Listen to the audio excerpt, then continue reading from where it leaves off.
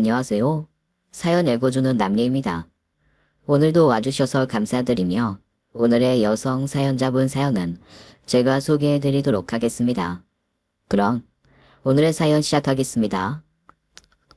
혹시 머리 좋은 오빠랑 비교 당하는 기분 아세요? 아주 어렸을 때부터 오빠는 책만 보는 모범생이었고요. 저는 여자애가 여기저기 들쓰고 다닌다고 매일 엄마한테 잔소리를 들어야 했어요.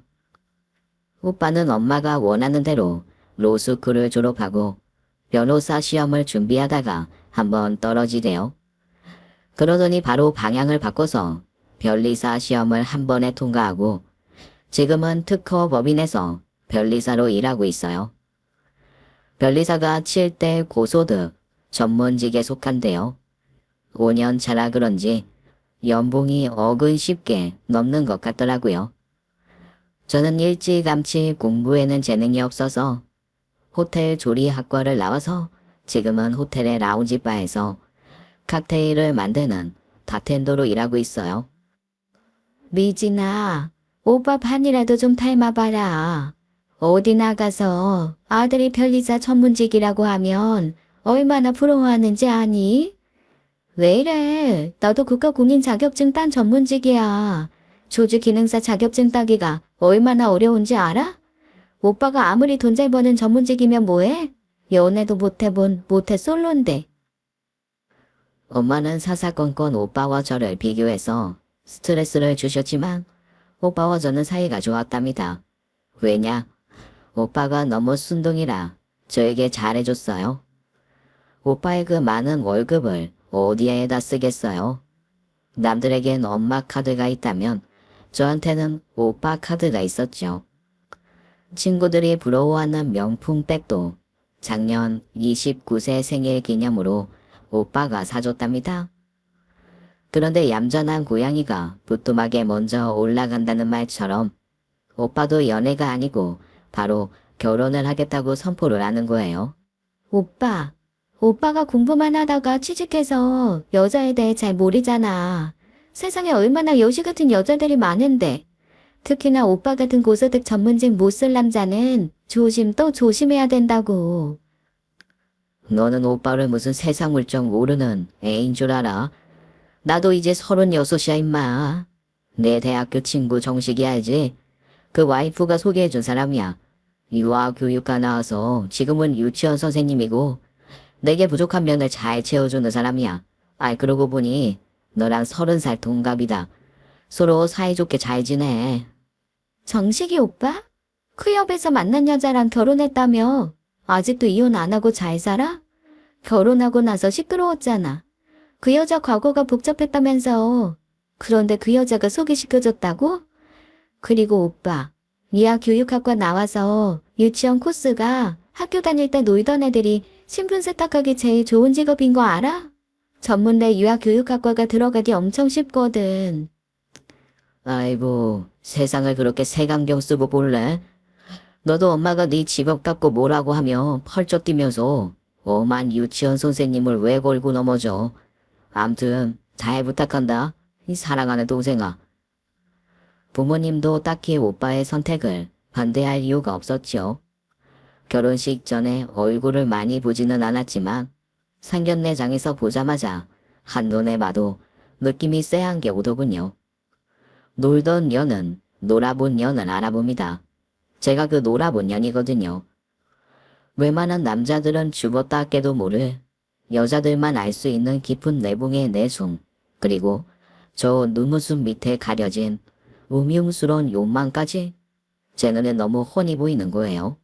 유아교육학과는 어디 학교 나왔어요?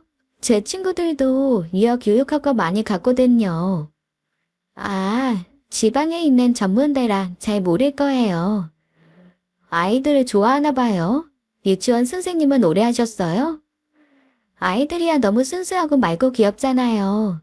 하지만 결혼 준비해야 해서 얼마 전에 그만뒀어요. 아니, 결혼 준비를 얼마나 거창하게 하려고 직장까지 그만둬요. 제 꿈이 현모양처거든요. 결혼하면 두원 씨 내조에만 신경 쓰고 싶어서요. 요즘 시대에도 현모양처가 꾸민 사람이 다 있네요. 무슨 조선시대인 줄. 도대체 오빠 내조할 게 뭐가 있다는 거죠? 별로 상임하고 밥하는 거랑 친해 보이지 않는데요? 오빠가 결혼하면 손에 물 안 묻히게 한다고 해서요. 결혼하면 가사 도우미 불러야죠.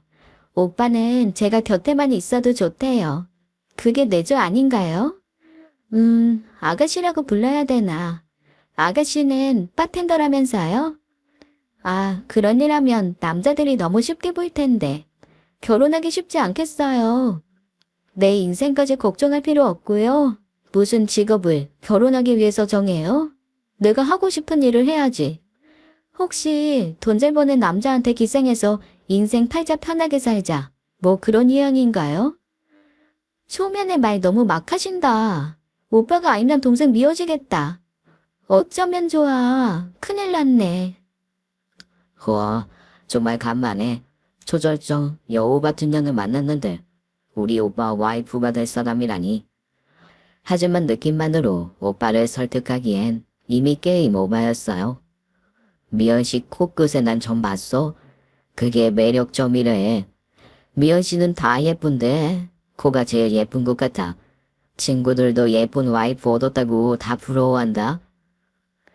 이미 예비 올케한테 푹 빠져서 제가 무슨 소리를 해도 들리지 않는 상태였어요. 오빠답지 않게 결혼식은 또 엄청 화려하게 하더라고요. 웨딩드레스며 결혼식장과 신혼여행지도 최고급 풀코스로 예약을 하는데 아 이제 시작이구나 싶더군요. 신혼여행을 다녀와서 우리 집에 오자마자 저를 보더니 이렇게 말하는 거예요. 손 아래 신우이니까 말 놔도 되죠? 아니요, 싫은데요. 나이도 같은데 서로 예의를 갖춰서 대하는 게 신우이와 올케의 바람직한 관계라고 생각하는데요. 아, 그래요? 올케는 코웃음을 치며 가더군요. 그런데 다음날 바로 오빠한테 전화가 왔어요. 미진아, 오빠가 부탁이 하나 있는데 들어줄 거지? 뭔데? 전화까지 하면서 부탁을 해. 미연 씨가 너랑 동갑이래도 오빠 와이프잖아. 말을 놓고 싶어도 네가 너무 무섭고 어렵대. 다음에 만나면 네가 먼저 깍듯하게 세연이 대접해줘라. 너만 안 믿는다. 아우, 오빠를 통해서 나를 제압하겠다. 이거야. 첫 판부터 진 기분이 들었지만 오빠를 봐서 참았죠. 결혼해서 저리도 좋다는데 내가 초장부터 파토를 놓을 수는 없으니까요. 뭐 이것까진 괜찮았어요. 어차피 얼굴을 마주칠 일이 많이 없었으니까요. 결혼하기 전엔 오빠가 그래도 주말마다 집에 왔거든요. 그런데 결혼하고 나서는 얼굴 보기가 힘든 거예요. 아니, 오빠 정말 너무하는 거 아니야? 아무리 신혼생활이 뜨겁다고 해도 엄마 생신을 잊어버리면 안 되지. 전화도 없었어? 그러게 말이다. 회사 일이 바쁜가?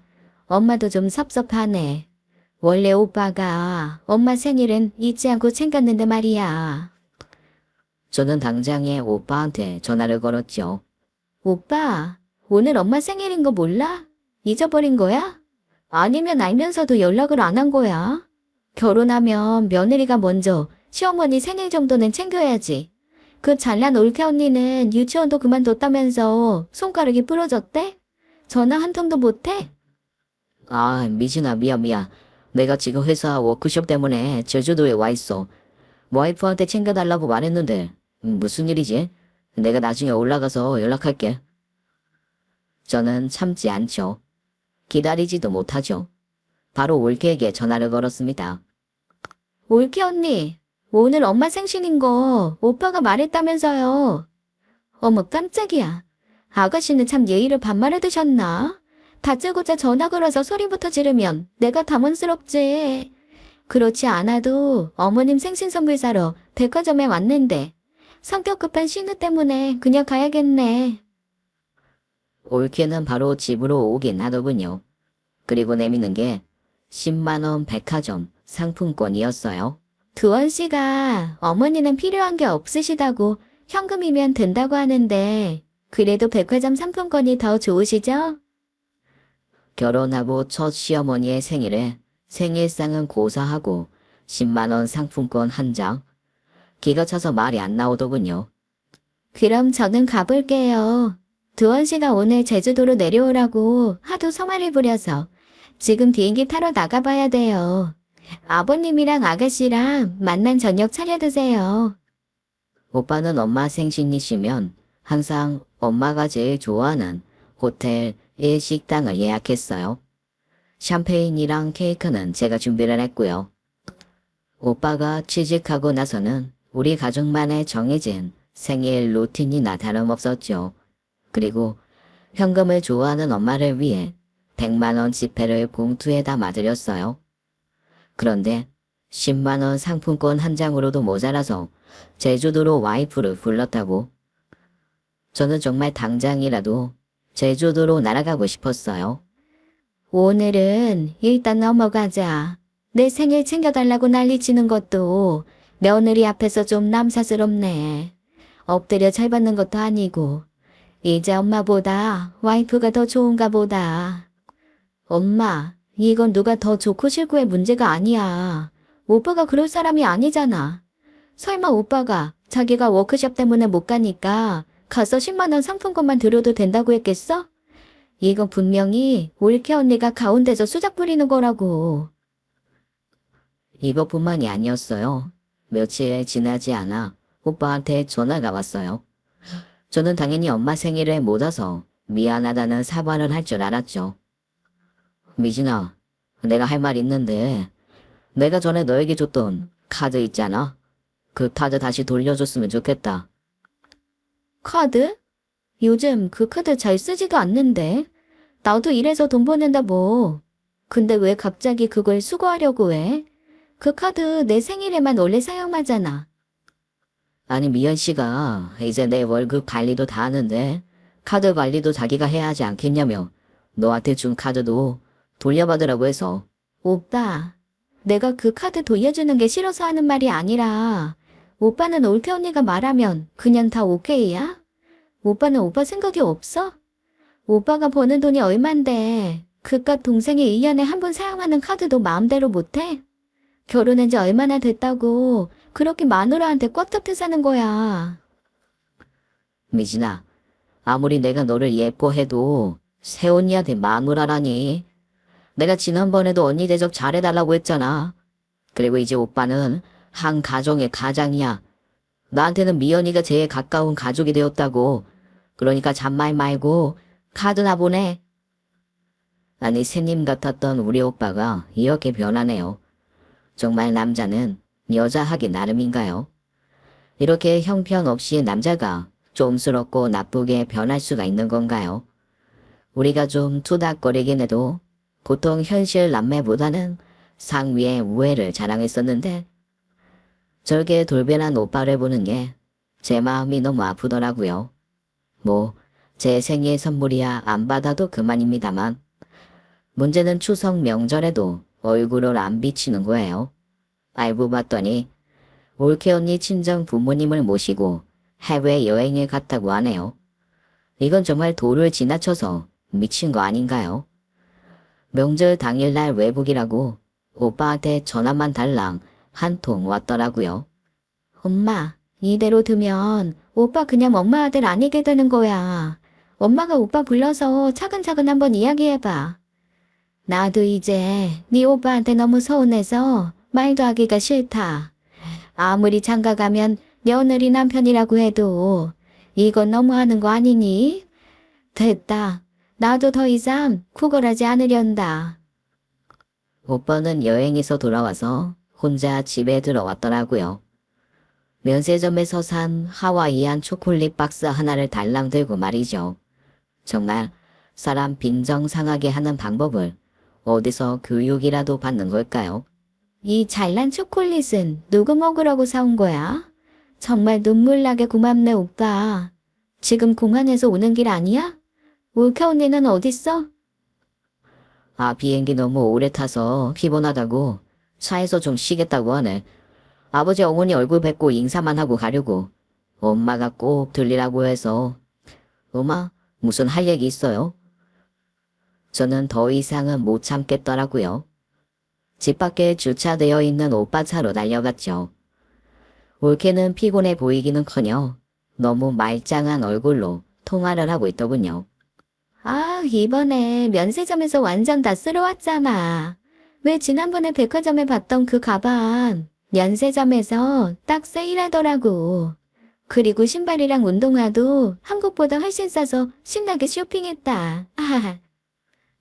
자동차 뒷좌석을 보니 쇼핑한 물건들로 가득 차 있더군요. 통화가 끝나기를 기다려 저는 반쯤 내려있는 자동차 유리문을 두들겼습니다. 올케는 저를 힐끔 쳐다보더니 자동차 문을 잠가버리고 눈을 감고 누워버리는 거예요. 야, 사람을 봤는데 지금 뭐 하는 짓이야? 빨리 문 열고 나오지 못해? 저는 자동차 문을 발로 찼습니다. 그 앞에서 고래고래 소리를 치는데도 꼼짝을 안 하는 거예요. 와, 목이 쉴 정도로 소리를 질러서 결국 경비 아저씨가 달려왔어요. 누가 신고를 했나 보더라고요. 무개념 인간을 상대하다간 제가 미쳐버리겠다라는 생각이 들었어요. 나중에 알고 보니 올케는 거의 쇼핑 중독이었더군요. 그냥 집에서 홈쇼핑이나 질러대는 수준이 아니라 결혼 1년 만에 백화점 VVIP가 될 정도였어요. 오빠가 버는 돈을 정말 물 쓰듯 썼더라고요. 오빠, 올케 언니가 오빠 돈을 어떻게 쓰고 다니는지 알아? 명절에는 집에 참치 선물 세트 보내는 사람이 와이프나 명품으로 도배를 하게 만들어? 오빠가 그렇게 돈을 많이 버는 줄 몰랐네. 비진아, 내가 네가 생각하는 것보다 돈을 많이 벌어. 그런데 그 돈 내 와이프한테 쓰는 것에 대해서 네가 와이가 와이프하는 건 좀 아닌 것 같다. 부모님들 다 여유 있게 생활하고 계시고 너도 일해서 돈 벌잖아. 아내가 남편 돈으로 쇼핑하는 게 뭐 어때서? 올케 언니가 오빠 등골 다 빼먹고 있는데도 모르니까 내가 이러는 거 아니야. 제발 정신 좀 차려. 말 조심해. 그 사람도 다 힘든 게 있어. 밤에 잠을 못 자서 정신과 다니면서 약도 먹고 있어. 쇼핑하면서 우울한 기분을 푼다는데 왜 그래? 세상에나 이런 호구가 우리 오빠라니요. 무슨 말을 해도 오빠 귀에는 들리지가 않더군요. 그 시간 이후로 그냥 오빠 한 명 있다가 없어졌다고 생각하기로 했어요. 저는 제 일에 몰두했어요. 코리안컵 칵테일 대회에 나가 상을 탔죠. 덕분에 일하던 곳에서 수석 바텐더로 진급을 했고요. 그런데 생각지도 못한 곳에서 올케를 보게 되었어요. 5성급 특급 호텔 라운지 바에서 말이에요. 리뉴얼하는 라운지 바 메뉴 컨설팅을 위해 출장을 나간 곳이었어요. 호텔의 라운지 바 조명이 워낙 어두워서 처음에는 알아보지 못했죠. 간드러지는 웃음소리가 너무 익숙해서 자세히 봤더니 올케가 맞았어요. 그런데 같이 있는 남자가 오빠가 아니었어요. 주말 저녁에 남편이 아닌 다른 남자와 호텔 라운지바에 오기가 쉽지는 않잖아요. 더군다나 둘이 붙어있는 모양새가 그냥 친구는 아닌 느낌이 팍 오더라고요. 제가 올케가 있는 테이블을 자꾸 쳐다보니까 라운지바의 바텐더가 올케 테이블을 보더군요. 네, 아는 사람이에요? 저 여자분 여기 단골이신데. 단골이라고요? 단골이면 좀 곤란한데. 왜요? 주말마다 온 지 꽤 됐어요. 저 남자랑요? 아니면 다른 친구들이랑 다 같이? 얼마 전부터는 저 남자분이랑 고정으로 오시던데. 여기서 와인 한 병 마시고 숙박까지 하시는 것 같아요. 남자분이 계산을 룸 차지로 하시거든요. 이런, 저것이 우리 오빠 등골을 빼먹는 것도 모자라서 다른 남자랑 바람까지 피운다는 거 아닙니까? 그런데 오빠는 지 마누라가 우울해서 약까지 먹어서 마음이 그리 아프다고 하더니 당장 달려가서 머리채를 잡고 싶은 걸 꼭 참았습니다. 확실한 증거를 잡아야만 했죠. 저는 바로 오빠에게 전화를 했어요. 그런데 집 전화도 핸드폰 전화도 받지를 않는 거예요. 이상해서 오빠 집으로 달려갔죠. 밖에서 문이 불은 켜져 있길래 초인종을 10번 이상을 누르고 현관문을 두드렸죠. 오빠가 잠에 취한 얼굴로 문을 열어주더군요. 집안은 가사 도우미를 써서 그런지 깨끗하더군요. 아니, 너무 깨끗해서 집에서 밥을 먹은 흔적 자체가 없더라고요. 현모양처 내조는 개뿔. 오빠는 집에서 밥 한 그릇도 못 얻어 먹는 게 분명했어요. 식탁에는 무슨 한약이 남아있는 그릇만 있었어요. 오빠는 지금 시간이 몇 시인데 잠을 그렇게나 자? 이상하게 주말에 저 한약만 먹으면 바로 시체처럼 쓰러져서 자게 되네.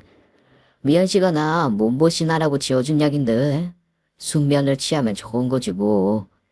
주말 초저녁에 잠드는 게 숙면이냐? 한약에 수면제 타고 오빠 재워놓고 올케가 밖에서 무슨 짓 하고 다니는지 알기나 해? 오래간만에 만났는데 또 네 새언니 욕이냐? 그만 좀 하자. 오빠, 나랑 같이 산 지 30년이고 그 잘난 와이프랑 산 지 2년밖에 안 됐어. 30년 남매의 신의를 한 번만 믿어주라. 오빠 인생이 걸린 문제야. 다음 주 주말에 올게 곤영이 한약 주면 봐주는 척하고 버려. 아마 절대 잠 안 올 거야. 그리고 내가 적어주는 호텔로 와서 오빠가 직접 확인해. 다음 주 주말까지 기다리며 저는 그 호텔 라운지바 받던 데에게 올케가 나타나면 바로 연락을 달라고 했죠. 당연히 야근이 잦은 오빠가 늦는 날이면 평일에도 나타나더군요. 일단은 꼼꼼하게 사진 촬영을 했습니다. 바에서 남자랑 다정하게 술을 마시는 사진 따위로는 여시에게 홀려있는 오빠를 설득할 수 없지요. 그리고 주말 저녁 저는 오빠에게 전화를 걸어서 울면서 신신당부를 했습니다. 이번 한 번만 제발 한약을 먹지 말고 잠든 척 하다가 호텔로 나와달라고 말이에요. 올케와 상간남이 바에서 와인을 한 병 마시고는 호텔 룸으로 올라가는 것을 확인했죠. 미리 호텔 지인에게 받아둔 마스터키를 이용해서 올케를 따라갔어요.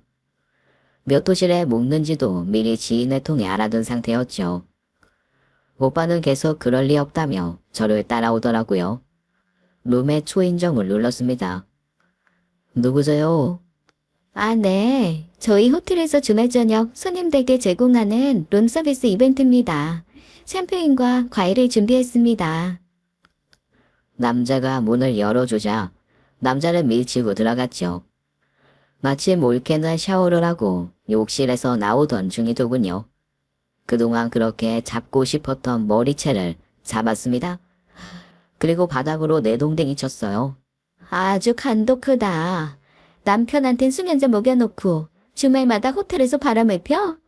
현모양처. 내 조각 호텔방에서 상간남이랑 뒹구는 거니? 이 개쓰레기 같은 거사. 오빠는 처음엔 자기 눈을 믿지 못하겠다는 듯 가만히 서 있기만 하더니 머리 좋은 남자답게 상황 파악은 바로 하더군요. 먼저 상간남에게 주먹을 날리고는 올케에게 천천히 걸어갔어요. 자기야, 내가 다 설명할게. 이거 정말 오해야. 내가 말하면 자기도 다 이해될 거야. 내가 우울증으로 병원 치료받았죠. 이제 네 입에서 나오는 설명 그만 듣고 싶다. 그러니까 그만 나불거리라고. 오빠가 올케의 뺨을 갈겼습니다.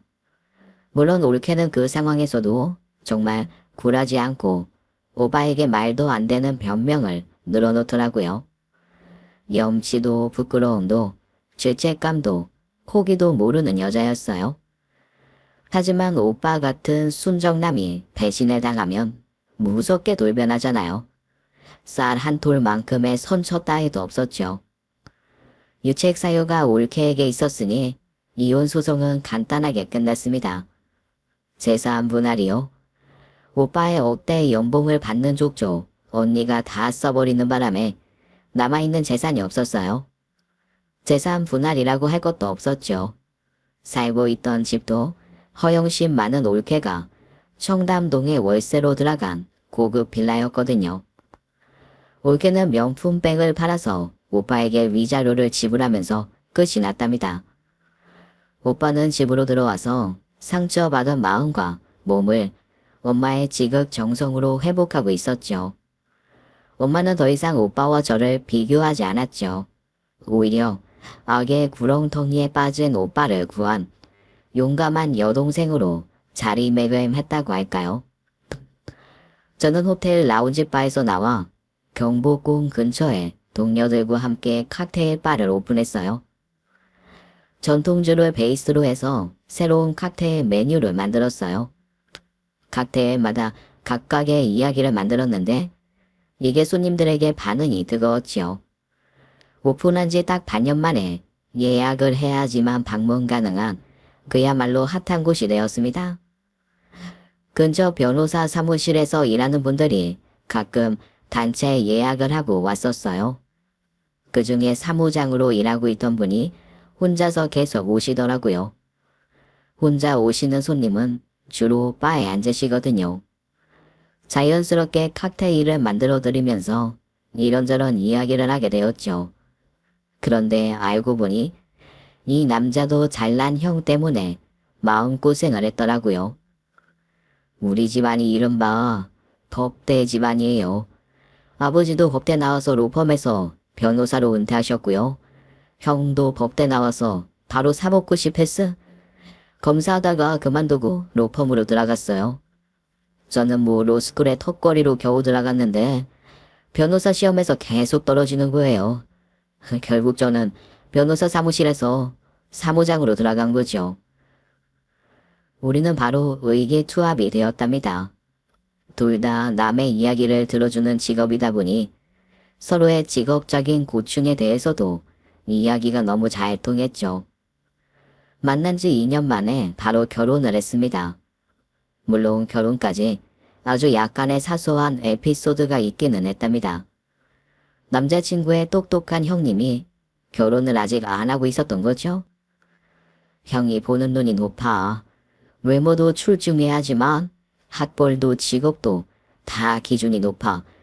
한마디로 성에 차는 여자가 없나 봐. 그렇게 선을 봐도 이상하게 결혼까지 가기가 힘들더라고. 형이 이제 벌써 40이잖아. 내 나이도 이제 적은 나이가 아니라서 어머니는 우리 결혼하는 거 좋다고 하시는데 아버지가 형보다 먼저 가는 게 탐탁지 않으신가 봐. 뭐 반대도 아니고 탐탁지 않으실 정도라면 얼마든지 정면 돌파해볼 만했죠. 아버님 취향을 조사해보니 애주가이시더라고요. 그것도 위스키를 엄청 좋아하신다는 정보를 입수했죠. 가게 거래처들을 수소문했답니다. 시중에서 구하기 힘든 최고급 싱글 몰트 위스키 한 병을 데리고 시댁으로 인사를 드리러 갔습니다. 위스키 한 병으로 흔쾌히 결혼 승낙을 받아내지는 못했지만 적어도 탄탄치 않음은 걷어낼 수 있었습니다. 이 정도면 무탈하게 흔히 말하는 법조인 집안에 들어간 셈이에요. 그렇다고 드라마에 나오는 것처럼 면전에서 우리 부부를 차별하고 그러지는 않으시더라고요. 단지 큰 아들에 대한 신뢰와 애정이 좀 많으시구나 느낄 정도였죠. 우리 부부야 서로가 죽이 잘 맞아서 둘이서 충분히 재밌게 적당히 여유 있는 결혼 생활을 유지하고 있었습니다. 자기야, 형이 드디어 결혼을 하고 싶은 여자가 나타났나 봐. 나는 연애하는지도 몰랐는데 벌써 상견례 날짜까지 잡았어. 정말? 드디어 아주버님의 그 높은 눈을 충족시키는 여자가 나타난 거야? 뭐 하는 여자래? 몇 살? 예쁜가? 당연히 예쁘겠지? 아이, 하나씩 물어봐야 대답을 하지. 일단 나이가 30살이래. 뭐? 30살? 그럼 아주버님이랑 거의 띠동갑 아니야? 결국 어린 여자 찾는 거였어? 뭐 학력이랑 경력도 화려한가 봐. 외모도 엄청난 모양이던데 다음 달 주말에 상견례 날짜 잡혔다니까 당신도 가게 일정 조정해놔. 아이, 내가 어디 가서도 웬만하면 빠지지 않는 자신감의 소유자인데 이러면 좀 반칙 아닌가? 나이도 어려, 그것도 엄청 어려. 얼굴도 예뻐, 뭐 몸매도 착하겠지. 그럼 머리는 좀 헤매가야 사람 냄새가 나는 건데 말이야. 학력이랑 경력까지 좋다는 건 머리도 좋다는 말이잖아. 아, 왜 형님 댁에 머리 좋은 사람이 들어오냐고. 우리 부부 무슨 가혹한 운명이야. 머리 좋은 오빠랑 똑똑한 아주버님하고 비교 당하는 것도 인생 개피곤한데 이제 형님 따지 비교 당해야 되나? 아니 그럼 나 이제부터 나보다 어린 사람한테 선희 형님으로 깍듯하게 시집살이 하는 거야? 아, 이 결혼 정말 결사 반대하고 싶다. 하지만 우리 부인님께서는 단영당 카테의 미싱으로 다져진 굵은 팔뚝과 진상 손님도 꼼짝 못하게 만드는 거친 입담과 무엇보다도 세상에서 가장 맛있는 술을 구할 수 있는 능력자시잖아요. 자신감 가져. 우리는 우리만의 색깔로 이 집안에서 살아남아 보자고. 그래, 모든 게 완벽하면 마음도 착하겠지. 겸손하겠지. 두루두루 인성도 좋겠지. 그래야만 하나다 말이야. 말은 이렇게 했어도 신경이 쓰이더라고요. 아니, 몇 주 전부터 매일 밤 안 하던 마스크팩을 붙이고 잠들었답니다. 상견례 전에 백화점에 가서 결혼 이후 처음으로 정장이랑 구두도 샀지요. 일하느라 몇 년 동안 안 하던 쇼핑을 이날 하루에 다 해치워버렸어요. 상견례 날 아침 화장이랑 헤어에도 힘을 좀 줬죠. 당신이 오늘 선분우 자리야? 왜 이렇게 신경을 써? 손이 형님 될 사람이 나보다 5살이나 어리다는데 1살이라도 어려 보이려고. 어때? 하하하, 그래. 딱 1살은 어려 보이네. 빨리 가자. 아버지한테 또 한 소리 듣겠다. 상견례 장에는 이미 다 모여 계시더라고요. 눈치를 보며 자리에 앉아서 예비 형님과 부모님들과 인사를 했어요. 그런데 예비 형님이 저를 보고 흠칫 놀라는 표정인 거예요. 저도 순간 아는 사람인가 하고 다시 얼굴을 봤죠. 아, 설마 그럴 리가. 나보다 5살이나 어리다고 했던 손이 형님 얼굴에서 그 옛날 미친 철판떼기 올케 얼굴이 보이는 거예요. 눈을 다시 크게 뜨고 하나하나 뜯어봤습니다. 여기저기 얼굴에 손을 하도 많이 대서 저도 못 알아볼 뻔했네요. 하지만 오빠가 그렇게 귀엽다고 했던 코끝에 점을 보니 그 여자가 틀림없었어요. 그런데 사돈 부모님들 얼굴을 보니 제가 알고 있던 올케의 부모님들이 아니었어요. 내가 아직도 그 여자의 악몽에서 못 벗어났구나 했습니다. 제가 착각을 했다고 생각했죠. 하긴 자세히 보니 몸매가 다른 것 같긴 하더군요. 일단 가슴이 엄청나게 큰 글래머였어요. 아주버님은 예비 형님에게 푹 빠져 있더라고요. 안녕하세요. 제가 아는 사람이랑 너무 비슷해서 깜짝 놀랐네요. 재수씨가 하도 이 사람 뚫어지게 쳐다봐서 우리 자기가 그렇게 예쁜가 저도 다시 봤네요. 어머, 그래요? 제가 그렇게 흔한 얼굴은 아닌데, 안 그래요? 당신이 아는 사람? 손님들을 많이 보다 보면 그럴 수도 있지. 제가 아는 사람은 반미연인데요. 혹시 언니가 있으세요? 사촌 언니라도. 재수씨, 이번에는 번지수 잘못 짚었는데요. 이 사람 이름 장하라예요. 아예 성이 달라요. 그런데 사람 목소리와 말투는 잘 변하지 않잖아요. 예비 형님 말투랑 목소리가 정말 옛날 올케와 똑같았어요.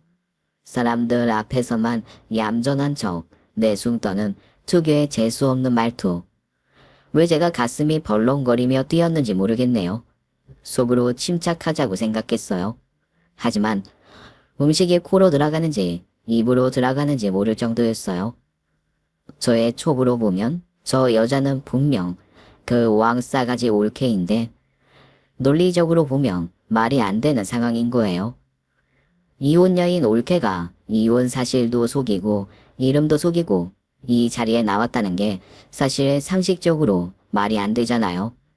무엇보다 사돈 되실 분들은 처음 보는 얼굴이었고요. 그 여자가 중간에 화장실에 가는 것 같아서 저도 일어나서 따라갔습니다. 화장실에서 손을 씻으면서 그 여자가 나오길 기다렸죠. 진짜로 저 오늘 처음 보세요? 정말 제가 아는 사람이랑 목소리도 그렇고 코에 있는 점도 그렇고 너무 비슷해서요. 아까부터 계속 그 생각만 하고 있었어요? 아야, 저도 궁금하네요. 저랑 그렇게 닮았다는 사람이요. 근데 이 코에 있는 점은 일부러 문신으로 넣은 건데요.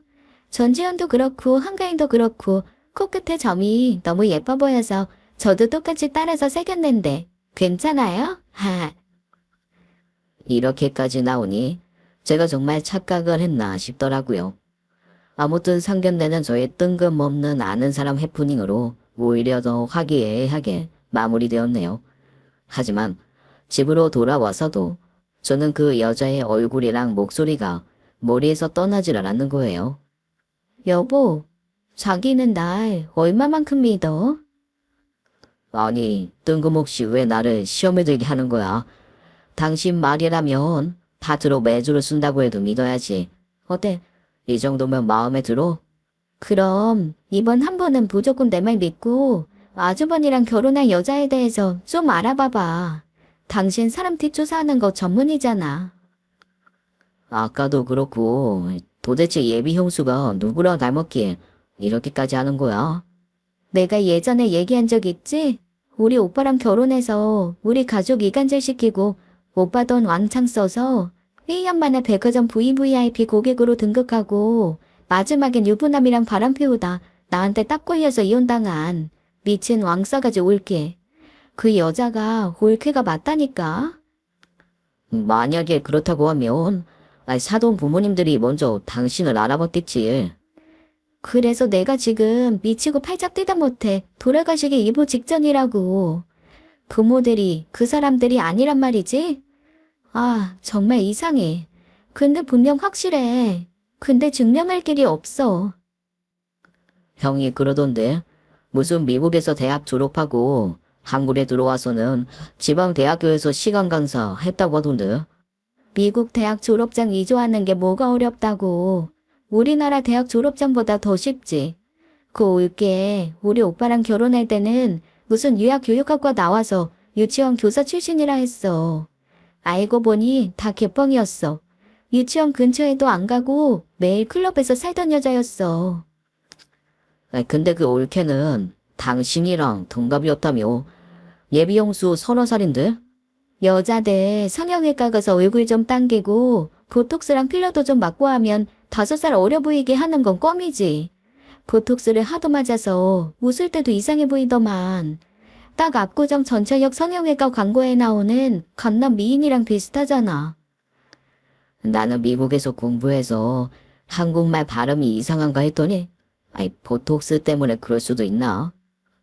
암튼 당신 형 인생이 걸린 문제니까 아주버니 모르게 조사 좀 해봐. 남편은 변호사 사무실의 사무장이라서 웬만한 사람들 이력이나 경력 확인은 쉽게 할 수 있었죠. 저는 그리고 오빠에게 연락을 해서 전 올케 소식을 물어봤어요. 그 여자 얘기는 왜 꺼내? 어떻게 사는지 궁금하지도 않다만 전혀 알지도 못해. 오빠, 그 여자 부모님들 연락처는 가지고 있어? 아직 살아 계신 거지? 아니, 이혼한 여자 부모님 연락처를 네가 왜 물어? 오빠, 놀라지 마. 그 여자가 우리 아주버님 약혼자로 상견례장에 나타났어. 뭐? 그게 무슨 소리야? 말이 되는 소리를 해야지. 암튼 그 부모님들 연락처 남아있으면 나한테 좀 넘겨. 그리고 오빠 결혼식 사진 다 버렸어? 한 장도 없어? 오빠는 제 얘기를 듣고는 오히려 저를 무슨 과대망상 환자 취급을 하더군요. 하지만 오빠에게서 정말 중요한 정보를 하나 얻었어요. 마지막에 옴짝달짝 할 수 없는 한 방을 잡았죠. 남편은 일주일도 안 돼서 그 여자의 학력이랑 경력이 다 위조된 것을 알아냈어요. 우와, 당신 말이 다 사실이었어. 이름이랑 나이랑 출신 학교가 하나도 일치하는 게 없었어. 뭐야 도대체 이 여자? 정신 나간 거야. 이걸 안 걸리고 결혼할 수 있을 거라고 생각한 건가? 그것도 변호사를 상대로 아주 작정을 했던데 거기에다 당신 오빠랑 결혼까지 하고 이혼까지 한 주제에 우리 형에게 접근을 해. 와, 진짜 당장 쫓아가서 형한테 말하고 파토를 내야지.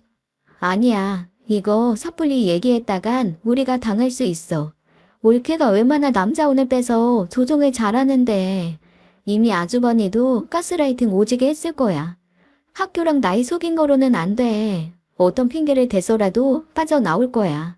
증거 모두 수집하고 마지막에 절대 용서 안 되는 한 방을 보여줘야 아주버님도 콩깍지가 벗겨진다고. 아니, 학력이랑 경력 위조한 게 여기 이렇게 분명한데 뭘 우리가 당해.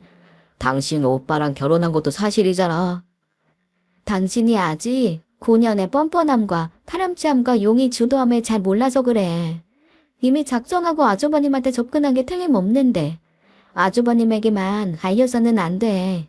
바로 어떤 방법을 써서라도 아주버님을 자기 편으로 만들 거라고. 사람들이 많은 데서 절대로 도망갈 수 없는 증거들과 증인들을 눈앞에서 보여줘야 인정할 거라고. 저는 미친 올케 대결혼 사기극을 까발릴 DD를 잡았습니다. 시댁에서 가족끼리 조촐하게 저녁을 먹기로 했어요. 남편에게 저녁을 다 먹을 때까지 절대 티를 내지 말고 있으라 했죠. 저녁을 다 먹고 후식을 내오면서 전쟁을 시작했습니다. 아니 큰애는 앉아있어라. 아직 정식으로 시집온 것도 아닌데 벌써부터 부엌일을 하려고 하니. 공부만 해서 사과 껍질도 못 벗기지? 아이 어머님은 제가 그래도 30살이나 먹었는데 사과 정도는 깎을 수 있어요. 제가 할게요. 동서, 저보다 나이가 많아서 말을 놓기가 힘드네요. 하하. 30살? 넌 나이를 혼자 어디 우주에 버리고 왔냐? 말을 놓기가 왜 힘들어? 예전엔 보자마자 말부터 놓은 주제. 사람을 속여도 정도껏 속여야지. 어머님, 이 여자 저랑 동갑이에요. 35살이요. 아니 갑자기 둘째야. 형님한테 예의 없이 무슨 소리 하는 거야? 어머나, 너무 놀라서 눈물이 다 나오려고 하네요. 지난번 상견례 때부터 저한테 왜 이러시는 거예요? 왜 사람을 모함하세요? 나는 동서를 이번에 두 번째로 보는 거라고요. 얼어 죽을 무슨 동서.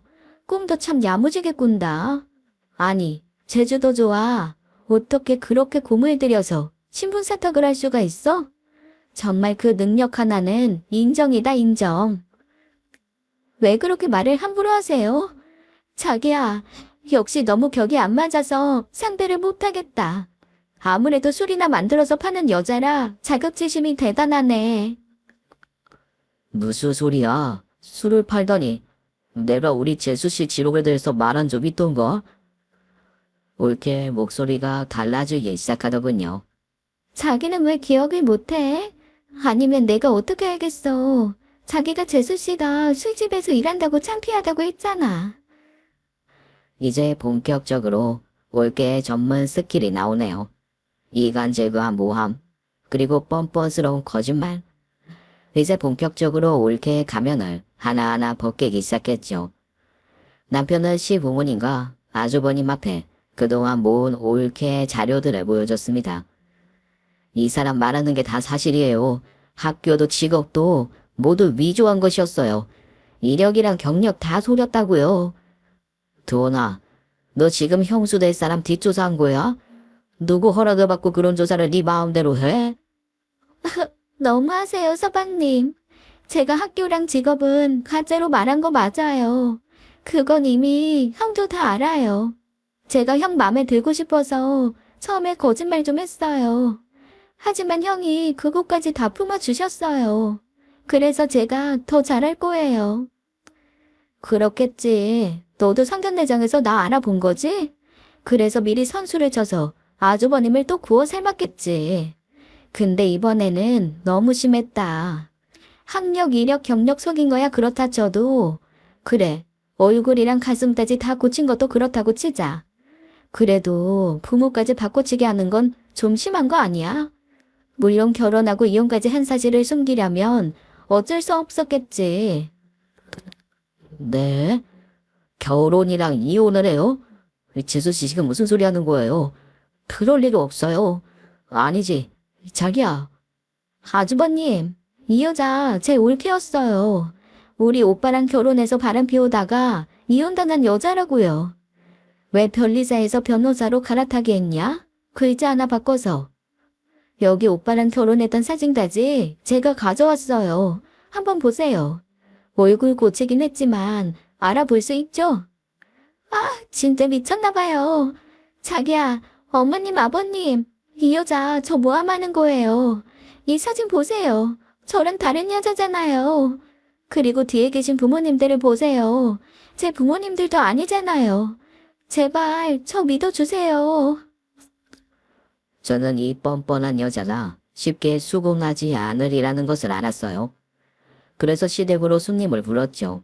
바로 뻔뻔한 사기꾼 올케의 진짜 부모님이었습니다. 타이밍 좋게 올케가 뻔뻔한 거짓말을 할 때 시댁 초인종이 울리더군요. 오셨다. 넌 이제 죽었어. 목이나 씻고 기다려. 아주 내가 딱 잘라줄 테니까. 바로 달려나가 문을 여니 사기꾼 올케의 부모님이 서 있었어요. 미연아, 너 정말 이렇게까지 해야겠니? 이제 제발 정신 좀 차리자.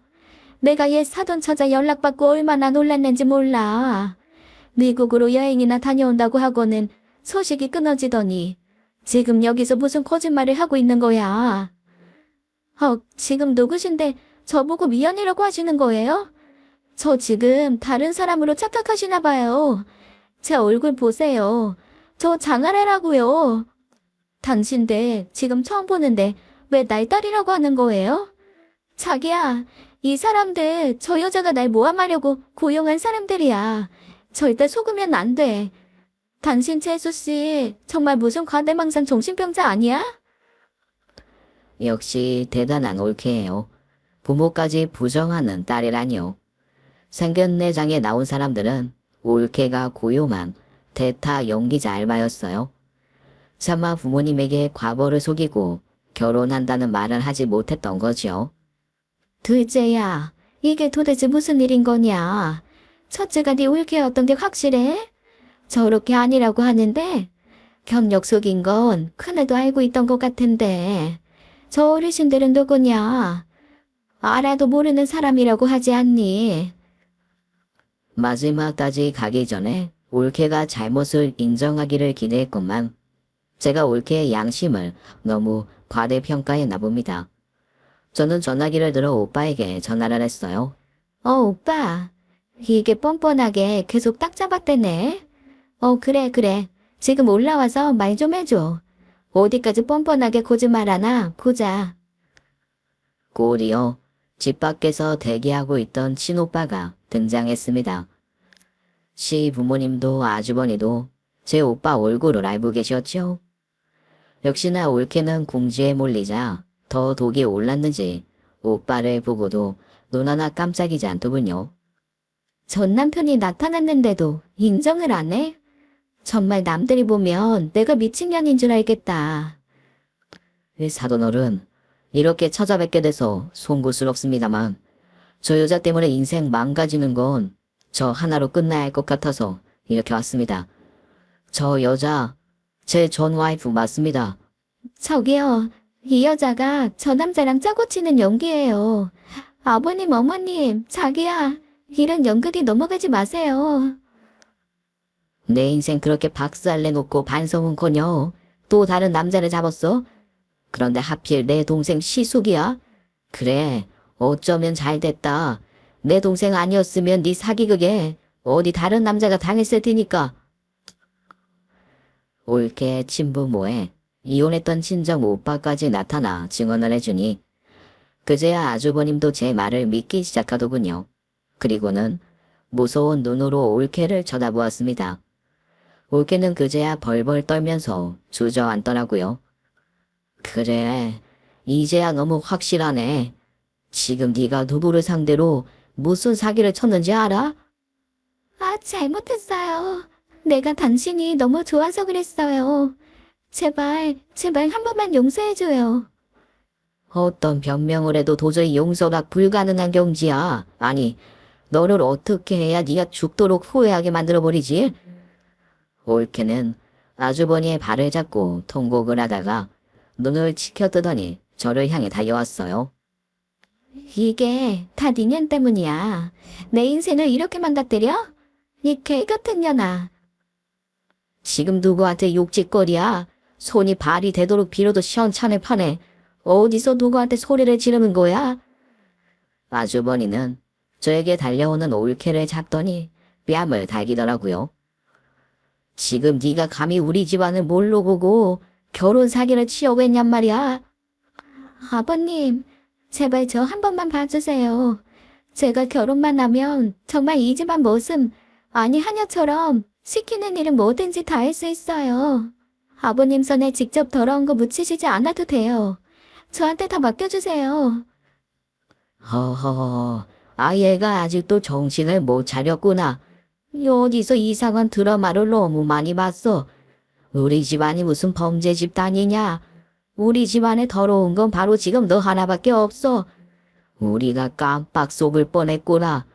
아, 작은 애 아니었으면 정말 큰일 날 뻔했어. 이 오라죽이야나. 내 인생에서 사사건건 나타나서 이렇게 망쳐버리는 이유가 도대체 뭐야?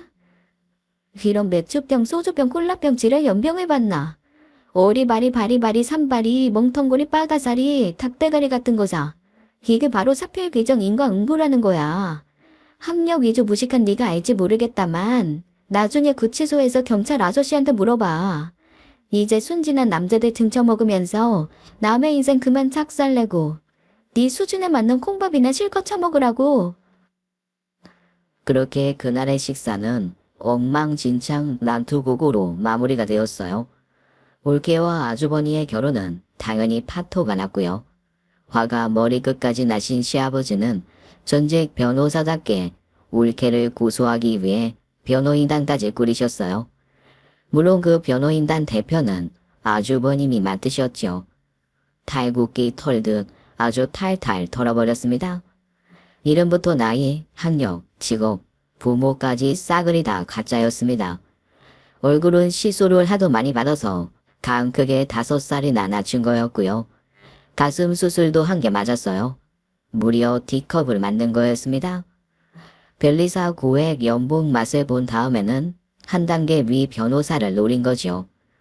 죄명이 하도 많아서 기억이 다 나진 않지만 혼인 빙자 사기, 공문서 위조, 사문서 위조, 사문서 변조, 사칭 범죄 등으로 고소를 했습니다.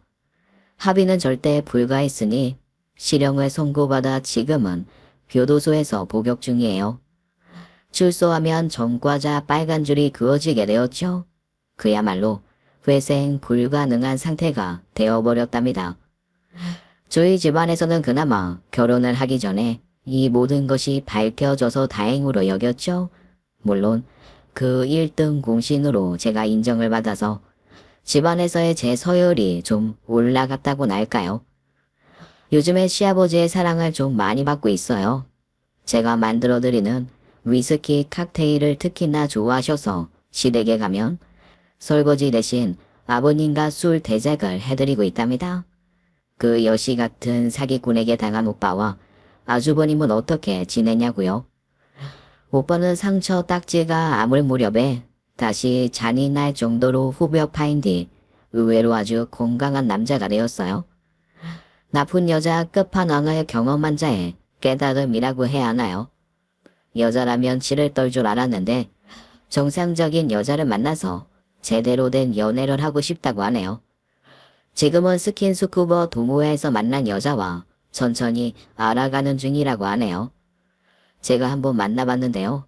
이번에는 괜찮더라고요. 아주버님은 아직 상처가 아물지 않은 상태예요. 조금 더 시간이 필요할 듯 보입니다.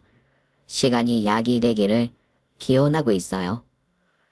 그럼 저는 이만 여기서 올케와 저의 징글징글했던 사연을 마치겠습니다. 지금까지의 사연 읽어주는 남녀였습니다. 끝까지 함께 해주신 여러분 감사드리며 저희는 다음 사연으로 돌아올게요. 감사합니다.